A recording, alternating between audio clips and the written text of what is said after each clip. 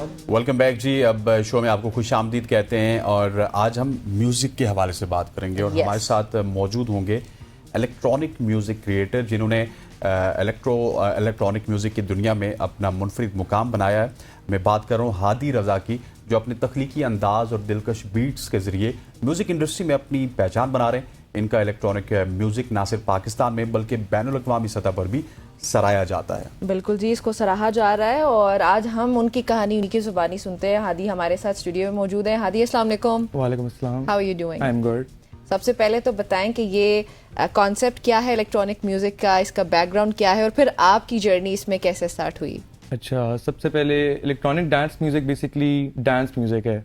और ये बेसिकली बनाया जाता है digitally on your laptop. Like इसमें अकूस्टिक्स आप लाइक अकूस्टिकली आप उस तरह से इंस्ट्रूमेंट्स नहीं यूज़ करते, आप डिजिटली प्रोड्यूस करते हो, बेसिकली अपने लैपटॉप से प्रोड्यूस कर रहे हैं। तो ये म्यूज़िक बेसिकली इसका कॉन्सेप्ट बहुत अरसे से 1970s से चलता आ रहा है। स्टार्ट हुआ था विद ट्रांस म्यूज़िक लोग सुनते थे और वो इलेक्ट्रॉनिकली प्रोड्यूस होता था और ये बेसिकली डांस करने के लिए होता है। और यूरोप के अंदर, साउथ अमेरिका के अंदर ये बहुत बड़ा कल्चर है और लोग जो है उसको बस नॉर्मली सुनते हैं। ठीक है, तो आपकी जर्नी क्या है? मेरी जर्नी इस तरह से है कि I started learning this when I was 16 और मैं 16 साल की उम्र से सीख रहा हूँ। मैं अभी तक सीख रहा हूँ और मैंने अपने एक मेरा बेस्ट फ्रेंड है, मैंने उसके साथ जो है वो डीजिंग स्टार्ट की थी।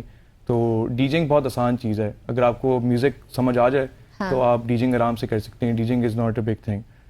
म्यूज़िक क्रिएट करना इज़ अ बिग थिंग, क्योंकि उससे आप अपने आप को डिफ्रेंशिएट कर सकते हैं कि आपकी साउंड क्या है, what you want to put out there.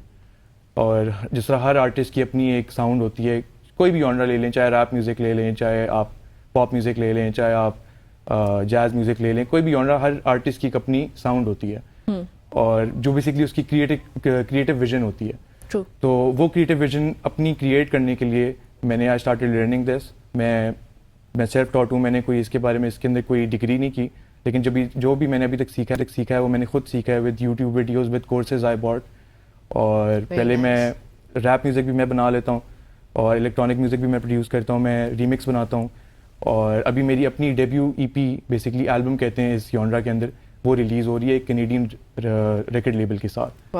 और वो नवंबर 29 को रिलीज़ हो रही है। अच्छा, ये बताइएगा कि इंस्पायर कहाँ से हुए, किससे इंस्पायर हुए? क्योंकि पाकिस्तान में तो इस तरह का इलेक्ट्रॉनिक म्यूज़िक का उस तरह से सेटअप नहीं था, कोई बड़ा शख्स नहीं था कि जिससे इंस्पायर होते आप। जी, इंस्पायर इस तरह से हुए हैं हम, क्योंकि अभी I have been blessed enough कि अभी मेरे ग्रो होने बड़े होने तक थोड़ा सा पिछले 2-3 सालों में ये होने लग गया है कि बाहर से इंटरनेशनल आर्टिस्ट आते हैं, हम उनके साथ बैठते हैं, मिलते हैं, उनसे सीखते हैं, वो आके इवेंट्स। इंडियन आर्टिस्ट भी बड़ा रोल प्ले कर रहे हैं। इंडियन आर्टिस्ट नहीं, इंडियन आर्टिस्ट तो नहीं आते, बाहर से हम अर्जेंटीना से आर्टिस्ट बुलाते हैं, पोर्चुगल से आर्टिस्ट बुलाते हैं, हम लोगों ने श्रीलंका से आर्टिस्ट बुलाए हुए हैं, जर्मनी से आर्टिस्ट बुलाए हुए हैं।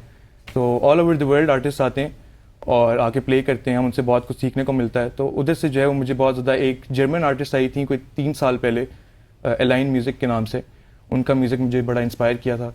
और कुछ लोकल आर्टिस्ट और भी हैं जिनको मैं पर्सनली जानता हूँ, जिनसे मुझे बहुत ज़्यादा इंस्पिरेशन मिली है। लेकिन इस म्यूज़िक का शौक मुझे बचपन से ही था।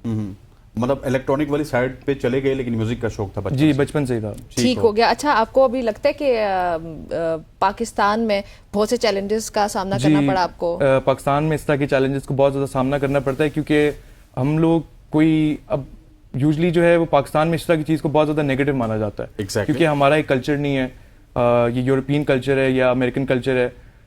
हमारे कल्चर में इस तरह से ये इस चीज़ों को, स्पेशली डांस को, या ओपनली इस तरह प्रमोट नहीं किया जाता।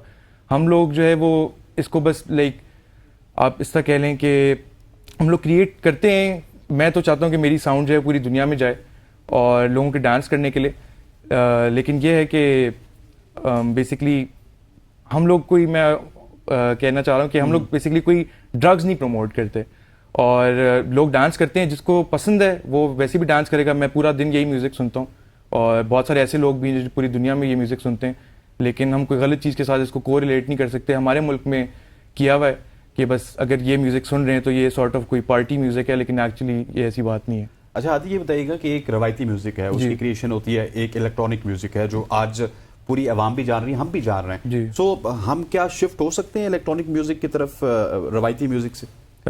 हम लोग बिल्कुल हो सकते हैं। हमारे पाकिस्तान के अंदर अभी बहुत से young up and coming talent जो है वो अभी अपने गाने निकाल रहा है। मेरे खुद एक जानने वाली मेरी कॉलीग हैं जो वो भी डीजे हैं, जो अभी दुबई में प्ले करने जा रही हैं। फिर एक और हमारे प्रोड्यूसर फ्रेंड हैं, वो जो है उन्होंने रिसेंटली श्रीलंका में प्ले किया, अभी वो दोबारा जा रहे हैं प्ले करने, तो कर सकते हैं, क्यों नहीं कर सकते, टैलेंट बहुत ज़्यादा है। So you see a brighter future for electronic music in Pakistan? जी बिल्कुल। ठीक हो गया। इसके अलावा ये बताइएगा जो आपकी एल्बम का आपने जिक्र किया, उसका नाम डिस्टोपियन रियलिटी है। अच्छा। और वो नवंबर 29 को रिलीज हो रही है और कैनेडियन रिकॉर्ड लेवल, वो स्पॉटिफाई के ऊपर, बीटपोर्ट के ऊपर, हर जगह on all digital platforms available होगी। और हादी ये बताइए टारगेट मार्केट आपकी, टारगेट ऑडियंस कहाँ पे है, पाकिस्तान में है या फिर वो भी मेरी target audience all around the world है। जो म्यूजिक मैं बनाता हूँ वो अगर बंदा वो फील कर रहा है तो वो मेरी टारगेट ऑडियंस है। और वर्ल्ड वाइड कहाँ से ज्यादा रिस्पांस आता है? मुझे यूजली जो मेरा क्योंकि मेरी अपनी जो डिफरेंस है from what other people do, वो ये है कि मैं पाकिस्तान में जो भी अपनी मैं प्ले करता हूँ जहाँ पे भी, मैं उसको विजुअली रिकॉर्ड भी करता हूँ, विजुअली और ऑडियो भी उसका रिकॉर्ड करता हूँ, and then I upload it on YouTube. तो वो जब यूट्यूब पे आप देखेंगे मेरे चैनल को तो वो उसी तरह सेट रिकॉर्ड हुआ होगा जिस तरह आप लाइव मेरे सामने खड़े हुए हैं और आप मुझे सुन रहे हैं जी। तो मैं वो लगाता हूँ। मुझे ज़्यादातर रिस्पॉन्सेज जो है वो रशिया से आते हैं, यूरोप से आते हैं, इस तरह की कंट्री से ज़्यादा आते हैं, पाकिस्तान से ऑब्वियसली नहीं, लेकिन बाहर के मुल्कों से ज़्यादा। So you have fan base in Russia and ji Europe as well? जी बिल्कुल। ठीक हो गया। अच्छा, आपके फेवरेट आर्टिस्ट कौन है इन योर जॉनरा? मेरे favourite artist in my genre, यही मैंने अभी टोपी पहनी हुई है एक रिकॉर्ड लेबल की।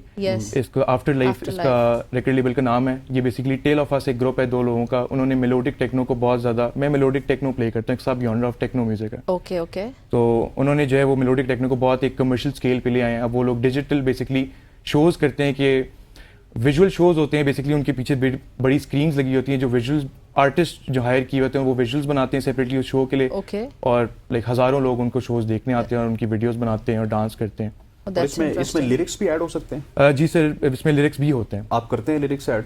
नहीं, मैं पर्टिकुलरली लिरिक्स मैं प्ले जरूर करता हूँ, लेकिन मैंने अभी तक कोई ऐसा ट्रैक बनाया नहीं है जिसमें मैंने लिरिक्स ऐड। और अभी तक कितनी एल्बम्स आपकी आ चुकी हैं? मेरी अभी तक, मैं आपको बता रही हूँ, मेरी डेब्यू एल्बम है। वैसे मैं रिमिक्सेस वगैरह बना चुका हूँ काफी, लेकिन ये मेरी डेब्यू एल्बम है। इसमें कितने आइटम्स होते हैं? इसमें बेसिकली मेरे 2 ट्रैक्स हैं। अच्छा, 2 ट्रैक्स हैं इसमें जो डेब्यू एल्बम है। जी। Are you excited for that? जी I am very excited. What are you expecting?